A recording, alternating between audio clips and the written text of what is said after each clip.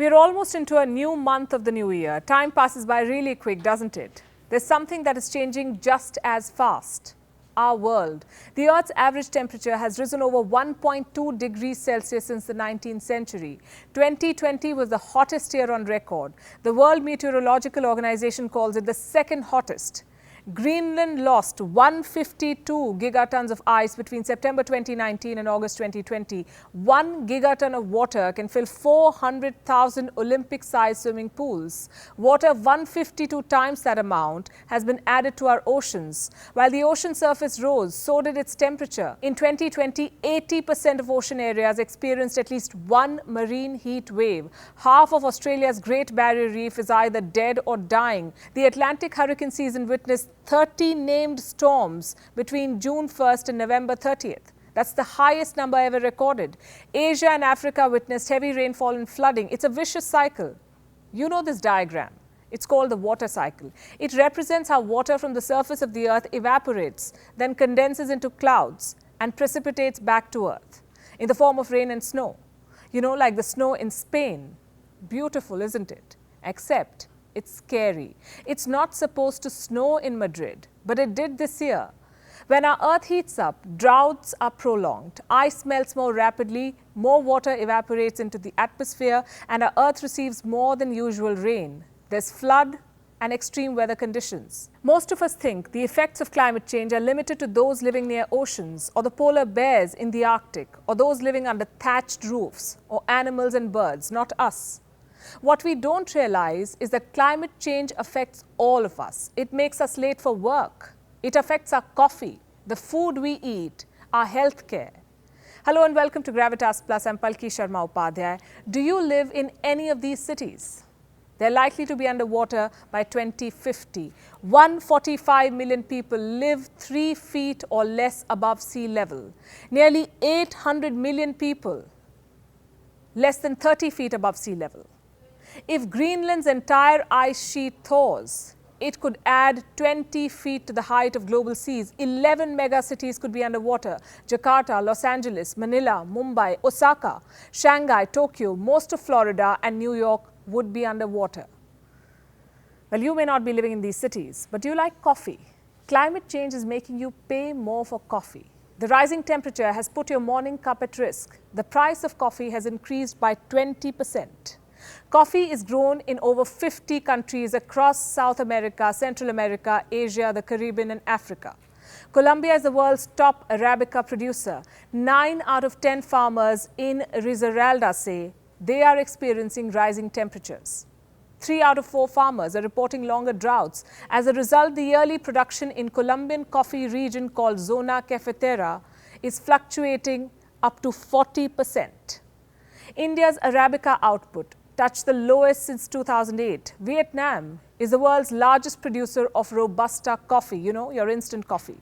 By 2050, drought would hit 90% of Vietnam's coffee production areas. 60% of the known coffee species are on the edge of extinction. Climate change is drinking up your coffee. The supply chain has been hit. You may not be living in these threatened cities. You may not be a fan of coffee either. But do you like fish? It is an essential source of protein for 3.2 billion people the world over. Fish provides 17% of the world's animal protein. A report shows that rising temperature is putting the Pacific salmon at risk. Young salmon die when the water warms above a certain threshold. Floods have been flushing salmon eggs and destroying their nest. Then there are toxic algae blooms nurtured by extreme weather. In 2019, 8 million farmed salmons were killed. The estimated loss, $82 million. The same year, the Indian state of Maharashtra witnessed the lowest catch ever. Fisheries have seen a 50% decline in their annual catch. Cyclones are narrowing fishing windows. Fish depend heavily on the marine algae.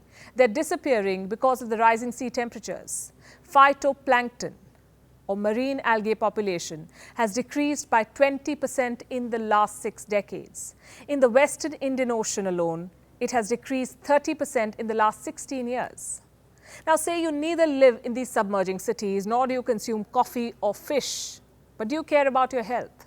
The Wuhan virus has made us very health conscious. Our wristwatches have been replaced by health bands, soft drinks by health drinks. The gym is a new hangout. But none of this is going to help. None of it will keep you healthy as long as our planet is suffering. Climate change is the greatest threat to human health. Rising temperature results in dehydration, hypothermia, heat strokes, in extreme cases even death.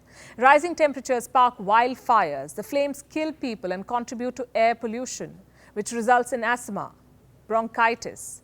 2013 was the year of China's airpocalypse. Researchers found that in 74 Chinese cities, air pollution was associated with at least 1/3 of the deaths. Now, let's say you do not care about any of the above. Do you work for a living? Do you go to work? Climate change is making you spend more time commuting to work than you normally should. This headline is more than 3 years old. It says, severe weather is causing delay to half of the commuters at least once a month. 2020 was defined by extreme weather. It saw the hottest January on record, the hottest May and September. Australia, Siberia and California saw record wildfires. Jakarta received the highest daily rainfall since 1866. The Atlantic generated record storms. There were 7 forest fires. 1.5 million people were struggling for water. In May, the super cyclone Amphan hit India and Bangladesh. It was the costliest tropical cyclone on record. 2 million people were evacuated, 129 were killed. In July, Bangladesh was flooded again. 550 people were killed, 9.6 million people affected across Asia. In August, China's megacity Chongqing was put on its highest flooding alert since 1981. In the same month, California saw record fires. More than 405,000 hectares of land was gutted in 9 days. Pakistan saw its wettest August in history. 2020 September was the hottest on record. In October, the UK saw its wettest day on record. In November, the Philippines was caught off guard by Typhoon Goni. It was one of the strongest storms in history. At least 1 million people had to be evacuated. In Nicaragua, Hurricane Iota triggered flooding and landslides. Somalia was hit by Cyclone Gati. In December, bushfires began in Australia once again. Say you do not live in any of these countries or in the megacities under threat. You neither like coffee nor do you eat fish. You do not care about your health either. You do not have to commute to work every day, but do you care about your money? Climate change is taking a toll on your purse. Heat waves and droughts are connected to rising food prices. Climate change is also connected to your electricity bill.